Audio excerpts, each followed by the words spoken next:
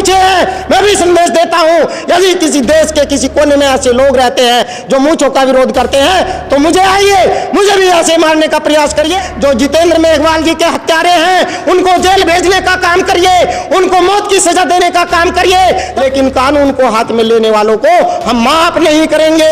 सुन लीजिए, जितेंद्र मेघवाल के हत्यारों को फांसी होनी चाहिए। आरएसएस शाखा लगाती है, आरएसएस ने शाखा लगाना समता सैनिक दल से ही सीखा है। आरएसएस ने समता सैनिक दल के संविधान को ही चोरी करके, समता सैनिक दल के संविधान को चोरी करके उन्होंने आरएसएस का निर्माण किया। आरएसएस की विचारधारा मनुवादी ही है, मनुवादी विचारधारा है, और समता सैनिक दल मनुवादी विचारधारा का कट्टर विरोधी है। हम मनुवादी विचारधारा को आगे नहीं बढ़ने देंगे। इस देश को बांटने वाले लोग कान खोल के सुन ले कि ये बुद्ध की धरती है, बुद्ध का देश है और बुद्ध का संदेश यहाँ स्थापित होगा। उत्तर प्रदेश अत्याचार मुक्त नहीं हुआ है। उत्तर प्रदेश के अंदर दिन प्रतिदिन घटनाएं बढ़ती चली जा रही है। हर रोज बहनों का, महिलाओं का अत्याचार उनके ऊपर होता है, बलात्कार उनके ऊपर होते हैं। पुलिस प्रशासन की उपस्थिति में ही उसको जिंदा लाश के रूप में जलाने का काम किया है। उसके परिवार वालों को उसके दर्शन भी नहीं होने दिए हैं। देश में प्रदेश में कहीं भी बहन बेटियां सुरक्षित नहीं है। हर रोज मनुवादी विचारधारा के उदाहरण सामने आते हैं। अरे मूछे रखना कोई पाप होता है क्या? मूछे रखने का एक ही जाति के लोगों को अधिकार है। तब हम जानेंगे कि आप कानून का राज स्थापित करेंगे, तब हम बताएंगे कि इस देश में मोदी है तो मुमकिन है। कि पहली आर्मी इक्वलिटी फोर्स एक सामाजिक संगठन है। सब कहीं देखते हैं, जहां जहां चुनाव आते हैं कोई कोरोना काल ने कोई प्रतिबंध नहीं लगाए। वो समय आ गया है कि समता सैनिक दल के नौजवान कमांडर साथी तैयार हो जाए, वो वास्तव में कमांडर बन जाए और ये 2 दिवसीय प्रशिक्षण शिविर दे करके हमने भारत के कोने कोने में ऐसे कमांडरों की स्थापना करनी है जो अन्याय से लड़ने का काम करेगा, जो गैर असंवैधानिक स्थितियों से लड़ने का काम करेगा, जो उन मनुवादी ताकतों से लड़ने का काम करेगा जो बाबा साहब डॉक्टर B.R. अम्बेडकर जी के दिए संविधान, उनके समतामूलक समाज को नष्ट करना चाहते हैं। ऐसे समाज से वो लड़ने का काम करेगा। दूसरा, जो संघ संघायन शिविर की आपने बात की है कि आरएसएस है, आरएसएस शाखा लगाती है। आरएसएस ने शाखा लगाना समता सैनिक दल से ही सीखा है। आरएसएस ने समता सैनिक दल के संविधान को ही चोरी करके, समता सैनिक दल के संविधान को चोरी करके उन्होंने आरएसएस का निर्माण किया और उन्होंने हमारे संघायन को शाखा के रूप में बदल दिया। यह संघायन बाबा साहब डॉक्टर B.R. अम्बेडकर जी की देन है।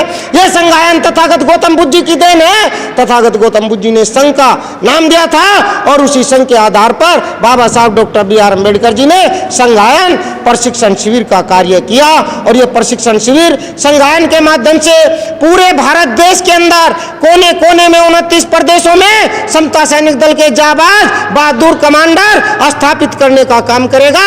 इसलिए हमने शुरुआत की है राष्ट्रीय राजधानी दिल्ली से। समता सैनिक दल का 2 दिवसीय प्रशिक्षण शिविर सफल हो गया। अगला शिविर हमारा मुंबई महाराष्ट्र में चैत्य भूमि पर लग रहा है, जहां बाबा साहब डॉक्टर B.R. अम्बेडकर जी ने धम्म दीक्षा को ग्रहण किया था। 14 और 15 अप्रैल का शिविर वहां पर आयोजित है। इसके बाद अगला शिविर हमारे उत्तर प्रदेश की राजधानी लखनऊ में उत्तर प्रदेश के कमांडरों को तैयार करने के लिए एक बड़ा प्रशिक्षण शिविर आयोजित किया जाएगा, जिसमें संघायन प्रशिक्षण होगा, जिसमें कमांडरों को सैनिकाओं का अनुशासन में रहने का, क्रांति करने का प्रशिक्षण दिया जाएगा। कि आरएसएस एक जो शाखा है, जो एक संगठन है जिसका बहुत विस्तार पूर्वक उसके लोग उसके साथ जुड़े हुए हैं, क्या उससे लड़ने का ये समता सैनिक दल क्या कारगर तौर से यही है जो लड़ समता सैनिक दल में? महोदय जी आपको बता देता हूँ, समता सैनिक दल आरएसएस से नहीं लड़ रहा है। समता सैनिक दल किसी और भी संगठन से लड़ाई समता सैनिक दल की नहीं है। समता सैनिक दल की लड़ाई विचारों की लड़ाई है। समता सैनिक दल की लड़ाई मनुवादी विचारधारा के विरुद्ध लड़ाई है। हम विचारधारा है, आरएसएस की विचारधारा मनुवादी ही है, मनुवादी विचारधारा है और समता सैनिक दल मनुवादी विचारधारा का कट्टर विरोधी है। हम मनुवादी विचारधारा को आगे नहीं बढ़ने देंगे। बाबा साहब के संविधान, समता सैनिक दल जो बाबा साहब ने बनाया उसकी उद्देशिका बनाई समता मैत्री भाईचारे पर आधारित है, जो भारत का संविधान भी कहता है और भारत के संविधान के अनुसार समता सैनिक दल आगे काम कर रहा है। मनुवादी विचारधारा को खत्म करेगा, समतावादी विचारधारा स्थापित करेगा। राष्ट्र बनाने की बात करते हैं, उनको क्या कहना चाहिए? ये देश कि हिंदुओं का देश नहीं है, यह देश ये बुद्ध की धरती है, ये बुद्ध का देश है, ये मूल निवासियों का देश है। ये इस देश को बांटने वाले लोग कान खोल के सुन ले कि ये बुद्ध की धरती है, बुद्ध का देश है और बुद्ध का संदेश यहाँ स्थापित होगा। बाबा साहब doctor B are Ambedkar ji ने भारत में देश का, दुनिया का सबसे बड़ा संविधान, सबसे अच्छा संविधान देकर के इस देश को दुनिया का लोकतांत्रिक राज्य बनाया है, लोकतांत्रिक देश बनाया है। इस लोकतांत्रिक देश में संविधान का ही पालन होगा और संविधान के अनुसार ये देश चलेगा। यहीं पर इसी देश के अंदर जैसे कहते हैं कि जय श्री राम कहना होगा, इस देश में रहना होगा तो जय श्री राम कहना होगा। इन नारों के साथ लोगों की लिंचिंगें भी कराई जाती है, मुसलमान को लिंचिंग। मैं ना जय श्री राम के नारों का विरोध करता हूँ, मैं ना और किसी धर्म, जाति, विशेष वर्ग के लोग अपने सम्मान के लिए, अपने धर्मों के सम्मान के लिए, अपने महापुरुषों के सम्मान के लिए जो नारे लगाते हैं, मैं उनका सम्मान करता हूं, उनका हमारा कोई विरोध नहीं है। मेरा सम्मान, मैं अम्बेडकरवादी हूं, मैं बौद्धिस्ट हूं और हमारा सम्मान बाबा साहब doctor B are Ambedkar ji है। हमारा सम्मान मानवतावादी विचारधारा, मानव का कल्याण, तथागत गौतम बुद्ध जी का संदेश है। हम मानव के कल्याण के लिए, बुद्ध जी के संदेश के लिए बाबा साहब doctor B are Ambedkar ji के सच्चे सिपाही होकर के समतावादी विचारधारा पर, मानवतावादी विचारधारा पर, महिलाओं के संरक्षण पर, अत्याचार के विरोध में हम काम कर रहे हैं। हम बराबर काम करते रहेंगे संविधान के सम्मान में। समता सैनिक दल मैदान में। उत्तर प्रदेश से ही आते हैं, उत्तर प्रदेश के प्रदेश अध्यक्ष भी हैं, लेकिन कहा जा रहा है कि उत्तर प्रदेश के अंदर, उत्तर प्रदेश अपराध मुक्त हो चुका है, वहाँ पर महिलाएं अब सुरक्षित हैं। और चुनाव के दौरान ये भी कहा गया था कि, और जो बीजेपी के राष्ट्रीय अध्यक्ष, जो बीजेपी के नेता हैं और होम मिनिस्टर अमित शाह ने कहा था कि महिलाएं रात को भी जेवर पहन करके निकल जाएं तो सुरक्षित महसूस करती हैं। बिल्कुल गलत बात है। उत्तर प्रदेश अत्याचार मुक्त नहीं हुआ है। उत्तर प्रदेश के अंदर दिन प्रतिदिन घटनाएं बढ़ती चली जा रही है। हर रोज बहनों का, महिलाओं का अत्याचार उनके ऊपर होता है, बलात्कार उनके ऊपर होते हैं। उत्तर प्रदेश की घटना है, बहुत पुरानी नहीं है, अभी की घटना है। हाथरस में मनीषा वाल्मीकि, बहन मनीषा वाल्मीकि को किस तरह से गुंडों ने, मवालियों ने उसके साथ अभद्रता की, रेप किया। और रेप ही नहीं, यहाँ तक सीमित नहीं रहे, उसको नोचने का काम किया है, उसके अंगों को नोच नोच करके वो खा गए। और यहाँ तक भी नहीं रुका जुर्म, उसके बाद पुलिस प्रशासन की उपस्थिति में ही उसको जिंदा लाश के रूप में जलाने का काम किया है। उसके परिवार वालों को उसके दर्शन भी नहीं होने दिए हैं। अरे आपको शर्म आनी चाहिए। इस देश में किस तरह का कानून है, ये बाबा साहब doctor B are Ambedkar ji के देश संविधान का आप खुलेआम उल्लंघन कर रहे हैं, लोकतंत्र का मर्यादाओं का उल्लंघन कर रहे हैं। आप मनुष्य के जो अधिकार संविधान में दिए गए उनका उल्लंघन कर रहे हैं। कैसे अत्याचार मुक्त हो गया? सुरक्षित हाथों में है, मोदी जी हैं तो मुमकिन है। मोदी जी है तो मुमकिन है। यदि होता तो देश में अत्याचार नहीं होता। यदि मुमकिन होता तो देश में बहन बेटियां सुरक्षित होती। देश में, प्रदेश में कहीं भी बहन बेटियां सुरक्षित नहीं है। हर रोज मनुवादी विचारधारा के उदाहरण सामने आते हैं। अभी ताजा घटना है मध्य प्रदेश की। अरे मूछें रखना कोई पाप होता है क्या? मूछें रखने का एक ही जाति के लोगों को अधिकार है। मेरी भी मूछें हैं, मैं भी संदेश देता हूं। यदि किसी देश के किसी कोने में ऐसे लोग रहते हैं जो मूंछों का विरोध करते हैं तो मुझे आइए, मुझे भी ऐसे मारने का प्रयास करिए और बचाइए मोदी जी, बचाइए इस भारत की सरकार, इस राज्य की सरकार, बचाइए ऐसे लोगों से और ऐसे लोगों को मुंहतोड़ जवाब दीजिए।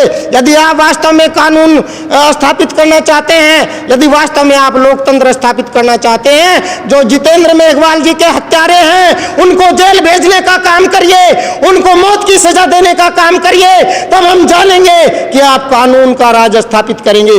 तब हम बताएंगे कि इस देश में मोदी है तो मुमकिन है। आप अत्याचारों पर लगाम लगाइए। हम मोदी जी का सम्मान करते हैं, हम योगी जी का सम्मान करते हैं, हम सरकार का सम्मान करते हैं, लेकिन कानून को हाथ में लेने वालों को हम माफ नहीं करेंगे। सुन लीजिए, जितेंद्र मेघवाल के हत्यारों को फांसी होनी चाहिए। समता सैनिक दल की मांग है। मूंछ रखना कोई पाप नहीं है। हर व्यक्ति का स्वतंत्र अधिकार है। ये मेरा सम्मान है, ये देश का सम्मान है। मेरे भाई को अधिकार मिले, समता सैनिक दल की मांग है। अभी उत्तर प्रदेश में कुछ ही महीने अभी चुनाव संपन्न हुआ और नतीजे आए, उसमें बीजेपी एक अच्छे प्रचंड बहुमत के साथ सरकार बना लेती है। उससे पहले तमाम मुद्दे होते हैं, महंगाई होती है, बेरोजगारी होती है, तमाम मुद्दों के साथ, चाहे वो हाथरस का मामला हो, उन्नाव का मामला हो, तमाम ऐसे मामले भी हैं जहाँ पर किसानों के ऊपर गाड़ियाँ चढ़ा दी गई और 1 साल से ज़्यादा किसान दिल्ली के अलग बॉर्डर पर आंदोलन कर रहा, तब भी यूपी में सरकार बनाने में सक्षम हो जाती है। देखिए, समता सैनिक दल बाबा साहब डॉक्टर B.R. अम्बेडकर जी द्वारा बनाई गई देश की पहली आर्मी इक्वलिटी फोर्स एक सामाजिक संगठन है। राजनीतिक गतिविधियों से समता सैनिक दल का कोई लेना देना नहीं है, लेकिन बाबा साहब ने कहा था कि राजनीतिक सत्ता वो चाबी होती है जो विकास के हर द्वार को खोलती है, लेकिन आज की राजनीति विकास नहीं बल्कि अत्याचार के दरवाजों को खोलने का काम कर रही है। आप किसी भी प्रकार की नीति अपनाएं, जिस प्रकार की जैसे भी चाहे, सिर्फ आप सरकार बनाने के जोश में रहते हैं, सरकार बनाने की फिक्र आप करते हैं। यदि आपको सरकार बनाने की ही फिक्र है तो इसको लोकतांत्रिक तरीके से ही बनाना चाहिए। मैं किसी का विरोध नहीं करता हूँ। 5 किलो राशन में लोगों ने वोट दिया है, 5 किलो राशन। देखिए, फिर वही सवाल आता है, मैं समता सैनिक दल का सिपाही हूँ, सामाजिक संस्था का, सामाजिक सेना का सिपाही हूँ। मैं राजनीति के उपलक्ष्य में ज्यादा कुछ नहीं कहना चाहूँगा, सिर्फ इतना जरूर कहूँगा कि बाबा साहब ने कहा था और फूले महाराज जी, हमारे जो है सावित्रीबाई फूले जी, ज्योतिबा राव फूले जी ने कहा था, संत गाडगे जी ने कहा था कि हमें रोटी नहीं, हमें शिक्षा चाहिए। हमें आधी रोटी कम खाओ लेकिन अपने बच्चों को जरूर पढ़ाओ। इसलिए अन्न बांटने से देश का विकास नहीं होगा, दाल बांटने से देश का विकास नहीं होगा। यदि देश का विकास होगा तो भारत देश में रहने वाले मध्यम वर्गीय गरीब वर्ग के लोगों को आप शिक्षा दीजिए, उन्हें अच्छी क्वालिटी की शिक्षा दीजिए और उन्हें ऐसी शिक्षा दीजिए कि वो आगे अपने रोजगार ले सके, अर्थात उनको व्यावसायिक टेक्निकल शिक्षा देने का काम सरकार का काम है। फ्री टेक्निकल एजुकेशन दे करके समाज को रोजगार युक्त करे। शिक्षा मिल रही है ना, तो सब सर्व समान शिक्षा मिल रही है। सरकार कहाँ मिल रही भाई, शिक्षा कहाँ मिल रही है? यदि शिक्षा मिल रही होती तो 2 सालों से लोग घरों में भूखे बैठे हैं, रोजगार खत्म है, मोबाइल पर शिक्षा चल रही है। कोरोना काल है तो कोरोना काल में शिक्षा ऐसा नहीं है कि आप अवरुद्ध कर देंगे, अन्य सारे काम चल रहे हैं, राजनीति के सारे जब जहाँ चुनाव होते हैं तो वहाँ कोई कोरोना नहीं होता है। आप रिपोर्टर है, आप पत्रकार है, सब कहीं देखते हैं, जहाँ चुनाव आते हैं कोई कोरोना काल ने कोई प्रतिबंध नहीं लगाए। जब कोरोना काल में राजनीति के जो मंच है वो खुल जाते हैं, बड़ी बड़ी सभाएं खुल जाते हैं, स्कूलों पर क्यों प्रतिबंध लगाया जाता है? क्यों बच्चे को स्कूल में आने से रोका जाता है? क्यों मोबाइल पर शिक्षा दी जाती है? यदि ऐसा कोरोना था, ऐसा कोरोना है, इस तरह की बीमारियां हैं, ठीक है बीमारी है, जब आप प्रचार प्रसार कर सकते हैं तो और मोबाइल से शिक्षा दे सकते हैं तो मोबाइल से आप लोकतंत्र में वोट लेने का और राजनीति में चुनाव करने का भी अधिकार